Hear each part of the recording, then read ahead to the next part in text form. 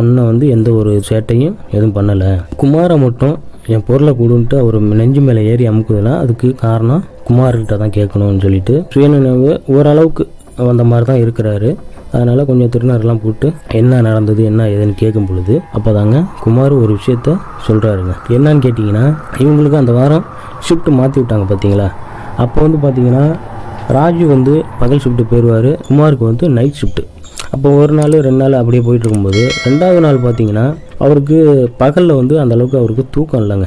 கொஞ்சம் நேரம் தூங்கியிருக்காரு. தூங்கின பிறகு சரி நம்மளுக்கு தூக்கம் வரல, கொஞ்சம் அப்படியே அவுட்ரு பகுதியாக தானே இருக்குது, சுற்றி பார்த்துட்டு வரலாம்ங்கிற மாதிரி மத்தியானமாக சாப்பிட்டுட்டு, ஏன்னா ஃபுல்லாகவே ஃப்ளாட்டாகவே இருக்குது, கொஞ்சம் கிட்டத்தட்ட ஒரு 1 கிலோமீட்டர் 2 கிலோமீட்டர் அப்படியே நடந்து அப்படியே வாக்கிங் மாதிரி போயிருக்காரு. அந்த இடத்துல கொஞ்சம் தூரத்தில் பார்த்தீங்கன்னா சில பொருள்லாம் இருந்திருக்குங்க. அதாவது அப்போ தான் வச்சுட்டு போயிருப்பாங்க, ஒரு 10 நிமிஷத்துக்கு முன்னாடி தான் வச்சுட்டு போயிருந்துருக்காங்க. இவரும் அந்த டைமில் கரெக்டாக போயிருக்காருங்க.